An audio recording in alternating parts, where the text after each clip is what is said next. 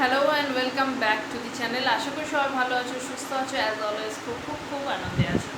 তো আজকে আমি ক্লাস 9-এর যেটা আছে তোমাদের প্রফেসর শঙ্কুর ডায়েরি, সত্যজিতের লেখা, তার আন্ডারে 3টে তোমাদের গল্প পাঠ্য আছে। একটা হচ্ছে বোমযাত্রীর ডায়েরি, কার্বাস, আর হচ্ছে স্বর্ণকর্মী। তো প্রথমটা বোমযাত্রীর ডায়েরি নিয়ে আজকে আলোচনা করছি, প্রশ্নোত্তর লিখিয়ে দিচ্ছি। তো প্রথমেই যেটা লেখাবো, বোমযাত্রীর ডায়েরির উৎস লেখো। শুরু করো। বোমযাত্রীর ডায়েরি গল্পটা 1368 বঙ্গাব্দে সন্দেশ পত্রিকার আশ্বিন কার্তিক অগ্রহায়ণ সংখ্যায় প্রকাশিত হয়। পরবর্তীকালে গল্পটি প্রফেসর শঙ্কু গ্রন্থে অন্তর্ভুক্ত হয়। ঠিক আছে, এবার লেখো প্রথম প্রশ্ন।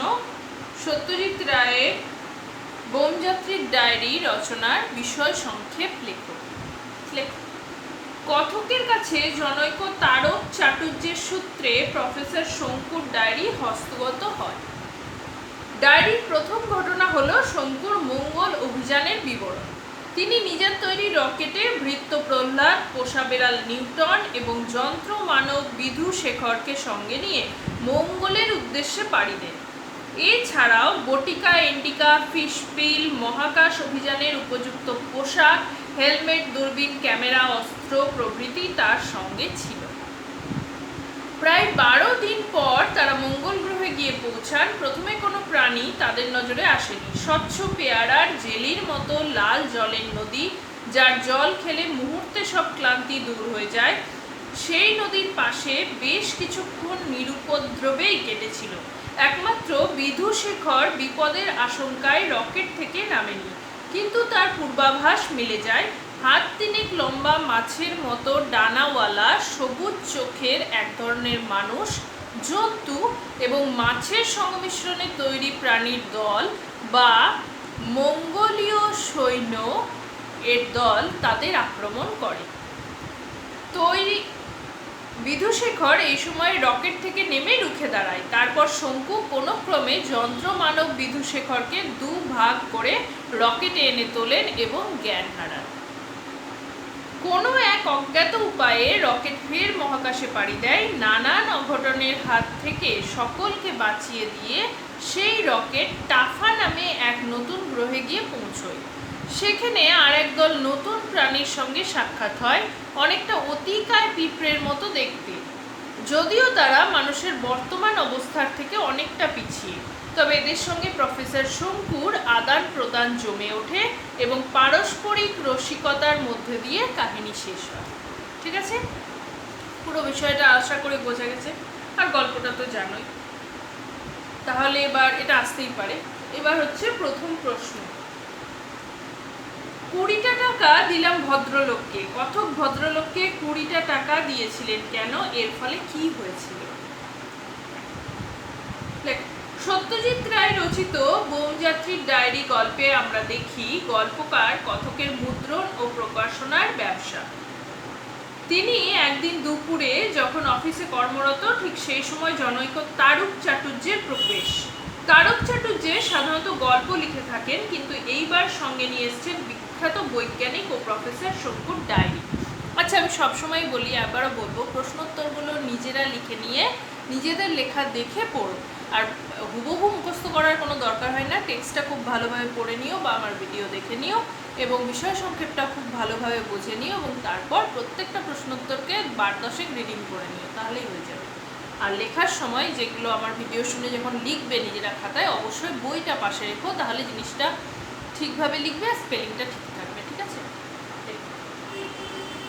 বিগত 15 বছর ধরে প্রফেসর শঙ্কু নিরুদ্দেশ, অথচ তারক চাটুর্যে সুন্দরবনের মাথারিয়া অঞ্চলে কয়েকটি গোসাপের ছালের সঙ্গে শঙ্কুর ডায়েরিটি খুঁজে পান। তার ডায়েরিটি পড়েছিল উল্কাপাতের ফলে সৃষ্টি হওয়া গর্তের ঠিক মাঝখানে। তারক চাটুর্যের মতে শঙ্কুর ডায়েরিটি তাদের লেখা গল্পের চেয়ে অনেক বেশি আকর্ষণীয় ও মজাদার, যাকে বলে গোল্ড মাইন।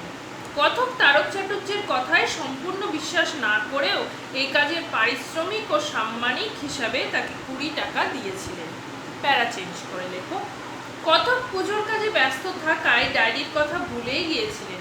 হঠাৎ একদিন চলন্তিকা অভিধান বের করতে গিয়ে আলমারি থেকে শঙ্কুর ডায়েরিটিও বেরিয়ে পড়ে। ডায়েরিটির বিশেষত্ব তাকে অবাক করে। এটির লেখা ঘন ঘন রং বদলায় এবং এর পাতা পড়ে না এবং স্থিতিস্থাপকতা যুক্ত।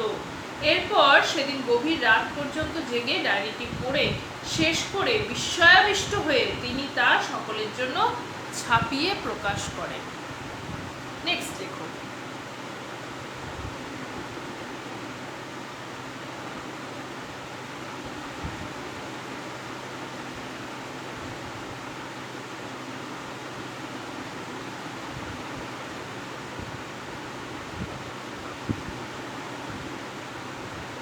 আমি মোটেই বিশ্বাস করি না যে এই ধরনের অভিযানে কেবলমাত্র বুদ্ধিমান লোকেরই প্রয়োজন। এখানে কোন ধরনের অভিযানের কথা বলা হয়েছে? উপরের মন্তব্য থেকে বক্তা সম্পর্কে তোমার মনে কি ধারণা গড়ে ওঠে? সত্যজিৎ রায় রচিত বোমযাত্রীর ডায়েরির উদ্ধৃত অংশে বক্তা প্রফেসর শঙ্কুর তার নিজের তৈরি রকেটে চেপে মঙ্গল অভিযানের কথা বলতে চেয়েছেন। প্যারাচেঞ্জ। মঙ্গল অভিযানে প্রফেসর শঙ্কু তার পোষা বেড়াল নিউটন, ভৃত্য প্রহ্লাদ ও যন্ত্রমানব বিধুশেখরকে সঙ্গে নেওয়ার পরিকল্পনা করেছিলেন। এ বিষয়ে চিন্তাভাবনা করার সময় তিনি প্রহ্লাদ সম্পর্কে উপরোক্ত মন্তব্যটি করেন। শঙ্কুর মতে যে কোনো অভিযানে শুধু বুদ্ধিমান মানুষ থাকলেই চলে না, সঙ্গে সাহসী লোকেরও প্রয়োজন হয়। অনেক সময় অপেক্ষাকৃত স্বল্প বুদ্ধির মানুষদের সাহস বেশি হয়, কেননা ভয়ের কারণটা ভেবে বের করতেও একটু সময় লাগে। এই জন্য টিকটিকির কেরামতিতে অ্যাসিডের শিশি উল্টে পড়ায় ভয়াবহ বিস্ফোরণের আশঙ্কায় শঙ্কু নিশ্চল হয়ে পড়েন। অথচ সাহসী প্রহ্লাদ কিছু না জেনেও ক্ষিপ্র হাতে গামছা দিয়ে অ্যাসিড মুছে ফেলে বিস্ফোরণের সম্ভাবনা সহজেই নির্মূল করতে পারে। সুতরাং শঙ্কু নিজে বুদ্ধিমান ও বিখ্যাত হওয়া সত্ত্বেও অন্যের গুরুত্ব এবং যোগ্যতাকে স্বীকৃতি দেন। তাই আলোচ্য মন্তব্যটি বক্তার দূরদর্শী, অভিজ্ঞ, বিচক্ষণ মনের পরিচায়ক। নেক্সট।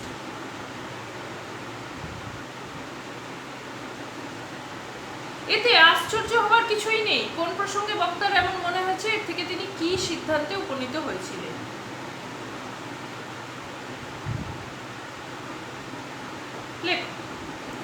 সত্যজিৎ রায় রচিত বোমযাত্রীর ডায়েরির উদ্ধৃত অংশে প্রফেসর শঙ্কু রকেট তৈরি করার জন্য গবেষণাগারে নানা রকম পরীক্ষা করে দেখছিলেন। এমন সময় একটি বিশেষ রাসায়নিক পরীক্ষা করার প্রাক মুহূর্তে যন্ত্রমানব বিধুশেখর ঘটাং ঘটাং শব্দে মাথা নাড়িয়ে তাকে বাধা দেয়। পরে ওই পরীক্ষার জন্য উপযুক্ত রাসায়নিককে নির্বাচন করতেও সাহায্য করে।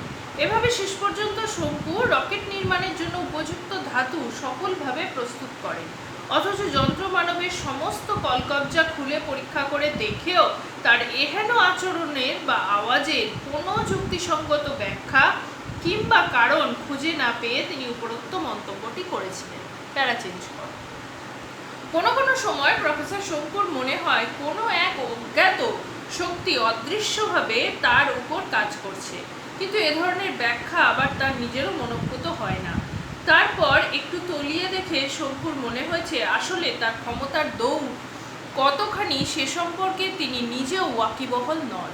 অর্থাৎ এক অনন্য প্রতিভার মধ্যে নিজেকে অতিক্রম করে যাওয়ার যে অতি মানবিক বিরল গুণ লুকিয়ে থাকে, বড় বড় বৈজ্ঞানিকদের মতো শঙ্কুর ভিতরেও তা প্রচ্ছন্ন ছিল। তাই শঙ্কুর তৈরি বিধুশিখর কিংবা মঙ্গলযান বিপদের সময় অত্যাশ্চর্য দক্ষতার পরিচয় দিয়ে তাকেই বারংবার অবাক করে দেওয়ার মতো ক্ষমতা ধরে। নেক্সট লেখো। একদিনের ঘটনা খুব বেশি করে মনে পড়ে। কোন ঘটনার কথা বলা হয়েছে? সত্যজিৎ রায় রচিত বোমযাত্রীর ডায়েরির উদ্ধৃত অংশে বিধুশেখরের কার্যকলাপ সম্পর্কেই মন্তব্যটি করেছেন শঙ্কু। বিধুশেখর শঙ্কুর নিজের হাতে তৈরি করা যন্ত্রমানব। তার কাজ নির্দেশ অনুযায়ী চুপচাপ নিজের ভূমিকা পালন করে যাওয়া। কিন্তু কিছুদিন ধরে শঙ্কু ওর মধ্যে কিছু ব্যতিক্রম লক্ষ্য করে। মঙ্গল অভিযানে যাওয়ার জন্য রকেট তৈরি করার মুহূর্তে শঙ্কু জানতেন না ঠিক কোন রাসায়নিক মেশালে সেই ধাতুটি তিনি পাবেন। অনেক গবেষণা করে ব্যাঙের ছাতা, কচ্ছপের খোল, সাপের খোলস আর ডিমের খোলা মেশানোর পর বুঝতে পেরেছিলেন ট্যান্ট্রাম বোরোপ্যাক্সিনেট কিংবা একুইস ভেলোসিলিকা মেশালেই তিনি জিনিসটা পেয়ে যাবেন। বইটা পাশে লিখে রেখো, না হলে স্পেলিং ভুল হবে। ট্যান্ট্রাম মেশাতে গেলে বিধুশিখর ভয়ঙ্কর শব্দ করে মাথা নেড়ে বারণ করতে থাকে আবার ভেলোসিলিকা হাতে নিতেই মাথা নাড়িয়ে শব্দ করে সম্মতি জানায়। শেষ পর্যন্ত ভেলোসিলিকা মিশিয়েই রকেটের ধাতুটা তৈরি হয়েছিল। বিদূষকের এই ব্যতিক্রমী বৈশিষ্ট্যের কথাই বলা হয়েছে এই ঘটনাটির মাধ্যমে। নেক্সট, একটা বিশেষ দিন থেকে এটা আমি অনুভব করে আসছি। বক্তাকে কোন বিশেষ দিন থেকে তিনি কি অনুভব করে আসছেন, অথবা সেই দিনটার কথা আজও বেশ মনে আছে। বক্তাকে, বক্তার কোন দিনের কথা মনে আছে এবং কেন? ঠিক আছে, সত্যজিৎ রায়ের বোমযাত্রীর ডায়েরি রচনাংশের অন্যতম চরিত্র প্রফেসর শঙ্কু উদ্ধৃত উক্তিটি করেছেন। প্যারাচিজ, বক্তা যে দিনটার কথা বলেছেন সেটা প্রায় 12 বছর আগের একদিনের কথা। বক্তার একটা অভ্যেস ছিল আশ্বিন কার্তিক মাসের রাত্রিগুলিতে রাতের খাবার সেরে প্রত্যেক দিন প্রায় 3 ঘন্টা করে আকাশের দিকে তাকিয়ে শুয়ে থাকতেন উল্কাপাত দেখার জন্য। হঠাৎ একদিন তিনি একটা উল্কাকে একটু অন্যরকম দেখলেন। তার মনে হচ্ছিল উল্কাটি ক্রমশ বড় হচ্ছে এবং তার দিকে এগিয়ে আসছে। বক্তা সেটির দিকে এক দৃষ্টে তাকিয়ে থাকতে থাকতে দেখলেন উল্কা ক্রমে ক্রমে কাছে এসে বাগানের পশ্চিম দিকের গোলঞ্চ গাছটার পাশে থেমে প্রকাণ্ড একটা জোনাকির মতো জ্বলতে লাগলো। উল্কাপাতে সে আশ্চর্য দৃশ্য দেখবেন বলে বক্তা চেয়ার ছেড়ে উঠতেই তার ঘুম ভেঙে যায়। প্যারাচিজ, সেই দিন থেকেই বক্তা অনুভব করেন যে পৃথিবীর বাইরের জগতের প্রতি তার একটা আশ্চর্য টান আছে। তার মনে হয় কোনো একদিন যদি পৃথিবী ছাড়িয়ে একটু উপরে উঠতে পারে তবে সেই টান আপনা থেকেই অন্য কোনো গ্রহে তাকে নিয়ে গিয়ে ফেলবে। নেক্সট, ওকে আপাতত অকেজো করেই রেখে দেব। কার কথা বলা হয়েছে, কেন তাকে অকেজো করে রাখা হবে? সত্যজিৎ রায় রচিত বোমযাত্রীর ডায়েরি উদ্ধৃত অংশে শঙ্কুর নিজের হাতে তৈরি যন্ত্রমানব তথা বিদূষিখরের কথা বলা হয়েছে। প্যারাচিজ, শঙ্কু তার দলবল নিয়ে যখন রকেটে চেপে মঙ্গল গ্রহে প্রায় পৌঁছে গেছেন, ঠিক তখনই বিদূষিখর এক কাণ্ড ঘটিয়েছিল। রকেটের মধ্যে বসে থাকতে থাকতে হঠাৎই সে এক লাফে যন্ত্রপাতির বোর্ডটার কাছে উঠে গিয়ে উল্টো দিকে ফিরে চলার হ্যান্ডেলটা ধরে প্রচণ্ড টান দিয়েছিল। ঝাঁকুনির চোটে তখন সবাই রকেটের মেঝেতে গড়াগড়ি খায়। কোনো রকমে বিদূষিখরকে শঙ্কু কাঁধের বোতাম টিপে বিকল করে। বিদূষিখরের এই পাগলামির কারণ বুঝতে না পেরে শঙ্কু তাকে মঙ্গলে না পৌঁছানো পর্যন্ত অকেজো করেই রাখবেন ঠিক করে। নেক্সট, এবার মঙ্গল গ্রহে যাত্রা, মঙ্গল গ্রহ থেকে টাফা গ্রহে যাত্রা, টাফার বিবরণ, মঙ্গলের বিবরণ এবং মঙ্গল বিবরণে গ্রহে যাত্রার প্রিপারেশন, এই সবকটা ভাগ নিয়ে আলাদা আলাদা প্রশ্ন আছে। কোনোটার সাথে কোনোটা গুলিয়ে ফেলো না, প্রত্যেকটাকে আমি আলাদা আলাদাভাবে বুঝিয়ে দেবো। যদি না বুঝতে পারো আরেকবার রিপিটে শুনে নাও কি বললাম, ঠিক আছে? তো চলো শুরু করো। আমরা 2 ঘন্টা হলো মঙ্গল গ্রহে নেমেছি। বোমযাত্রীর ডায়েরি গল্প অবলম্বনে মঙ্গল গ্রহের সংক্ষিপ্ত বিবরণ দাও, অথবা প্রফেসর শঙ্কুরা কিভাবে মঙ্গলীয় সৈন্যদের কবলে পড়েছিলেন এবং তা থেকে মুক্তি পেয়েছিলেন তা সংক্ষেপে লেখো। সত্যজিৎ রায় রচিত বোমযাত্রীর ডায়েরিতে মঙ্গল গ্রহের গাছপালা, মাটি, পাথর সবই যেন নানা রকম নরম রবারের মতো, এসব আমরা জানতে পারি। নরম পাথরের বিবিধ রং হলুদ, এছাড়া ওখানকার সমস্ত নদীর রং লাল। সেখানকার জল স্বচ্ছ পেয়ারার জেলির মতো, তার স্বাদ যেন অমৃত। একটু খেলেই মন ও শরীরের সমস্ত ক্লান্তি দূর হয়ে যায়। তবে জল বয়ে যাওয়ার কুলকুল শব্দ হয় না, কেমন একটা স্থির শান্ত থমথমে ভাব থাকে চারিদিকে। আবহাওয়া গরমের দিকে হলেও মাঝে মাঝে একটা ক্ষণস্থায়ী হাড় কাঁপানো ঠান্ডা হাওয়া বয়ে যায়। নতুন জগতের এক বিচিত্র গন্ধ পেয়েছিলেন শঙ্কু, যা গাছপালা, জল, মাটির নয়, একান্ত মঙ্গল গ্রহেরই গন্ধ। তার আবহাওয়ার সঙ্গে মিল রয়েছে। আর এই মঙ্গলেই রয়েছে মানুষ, মাছ ও জন্তুর সংমিশ্রণে গঠিত একদল অদ্ভুত প্রাণী। হাত 3 লম্বা, মাছের মতো ডানা, মুখ জোড়া দন্তহীন হাঁ, মাঝখানে প্রকাণ্ড সবুজ চোখ এবং এদের সর্বাঙ্গ মাছের আশে ঢাকা। এদের আক্রমণের মুখে পড়ে প্রফেসর শঙ্কু এবং তার সঙ্গী সাথীরা অত্যন্ত সাহস ও বুদ্ধিমত্তার পরিচয় দিয়ে নিজেদের প্রাণ বাঁচিয়েছিলেন। ঠিক আছে, আজকে এই পর্যন্ত থাকলো। আর একটা পার্ট এর ওপরে আপলোড হবে, তাহলে কোশ্চেন আনসার কমপ্লিট হয়ে যাবে। ঠিক আছে, আশা করি ভালো লাগছে। যদি বুঝতে কোনো রকম অসুবিধা হয় প্লিজ কমেন্টে সেটা জানিও, এবং কেমন লাগছে সেটাও জানিও। দেখা হবে নেক্সট দিন নতুন একটা ভিডিওর সাথে। ততক্ষণ ভালো থেকো, সুস্থ থেকো, আরামে থেকো। আর যদি ভালো লাগে প্লিজ চ্যানেলটাকে লাইক, শেয়ার, সাবস্ক্রাইব করো।